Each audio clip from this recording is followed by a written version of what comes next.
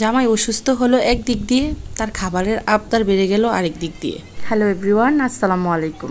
মাসুমাস blog থেকে আমি মাসুমা আবারও চলে এলাম ছোট্ট একটি ভিডিও নিয়ে। সবাই হয়তো বুঝতেই পারছেন কি রান্না করতে যাচ্ছি। আসলে আপনাদের ভাই অসুস্থ হয়ে মুখের রুচি একদম নষ্ট হয়ে গেছে। এখন তার কাছে মনে হচ্ছে যে এটা ওটা খেলে তার কাছে ভালো লাগবে। আসলে জ্বর হলে এমনিতেও খেতে ইচ্ছে করে না, অবশ্যই অসুস্থ হয়েছে বিদায় তার আবদার। আলহামদুলিল্লাহ সুস্থ থাকলে এটা ওটার আবদার কখনোই করে না, যেটাই রান্না করি ওইটাই খেয়ে ফেলে।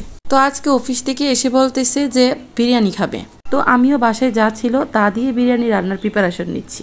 একজন সুস্থ মানুষ কখনো অসুস্থতার মর্ম বোঝে না, কিন্তু অসুস্থ থাকলে বোঝা যায় সুস্থতার মর্ম। সুস্থতা যে কত বড় নিয়ামত। সুস্থতার মর্যাদা মানুষ তখনই বোঝে যখন মানুষ অসুস্থ হয়ে পড়ে। আর অসুস্থ সেটাও আল্লাহর তরফ থেকে আসে। কেউই চায় না নিজে ইচ্ছাকৃতভাবে অসুস্থ হতে, কিন্তু তারপরেও বর্তমান সমাজে অসুস্থতার একটা মানে আছে। বর্তমান সমাজে অসুস্থতার মানে হচ্ছে পাপের প্রায়শ্চিত্ত, কর্মের ফল, বদদোয়া। এছাড়া অসুস্থতার কোনো মানেই নেই। আসলে এখনকার মানুষ অসুস্থ রোগীকে সুস্থ করার চেয়ে এগুলো বলে আরো অসুস্থ করে দেয়। আমি জানি না অসুস্থতার মানে কি, তবে এইটা জানি আমাদের সৃষ্টি জগতে আল্লাহ তাআলার সবচেয়ে বেশি পছন্দনীয় হলেন আমাদের প্রিয় নবী হযরত মুহাম্মদ সাল্লাল্লাহু আলাইহি ওয়াসাল্লাম। তিনি হলেন আল্লাহর বন্ধু। অথচ হাদিসে এসেছে, আশা রাদিয়াল্লাহু আনহু বলেন, আমি রাসূল সাল্লাল্লাহু আলাইহি ওয়াসাল্লামের চেয়ে বেশি রোগ যন্ত্রণা ভোগকারী কাউকে দেখিনি। এটা বর্তমান সমাজের মিথ্যা কোনো বানোয়াট কথা না, এটা হচ্ছে সহিহ বুখারী হাদিস। অসুস্থতা হচ্ছে আল্লাহর দয়া, আল্লাহর পক্ষ থেকে বান্দার উপর পাঠানো রহমত। বান্দার কল্যাণে আল্লাহ তাআলা তাকে অসুস্থ করেন। আর সেই জায়গায় মানুষ এখন সুস্থতা নিয়েও অহংকার করে। কিছু কিছু মানুষ হাসতে হাসতে এমন অহংকারী কথা বলে, মনে হয় দুনিয়াতে মা হতে না পারা এবং সুস্থ থাকতে না পারা মানুষ দুনিয়ার সবচেয়ে বেশি খারাপ এবং পাপী বান্দা। তারা তো খুব সুন্দর করে হাসতে হাসতে বলে দেয়, অথচ যার ঘা সেই বুঝে কত যন্ত্রণা। এভাবে কাউকে ঘায়ে আঘাত করবেন না।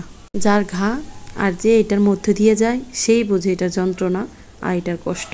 আপনি যদি সুস্থ থাকেন তাহলে আলহামদুলিল্লাহ বলেন, আর অসুস্থতা যেন না আসে সেটার জন্য দোয়া করেন।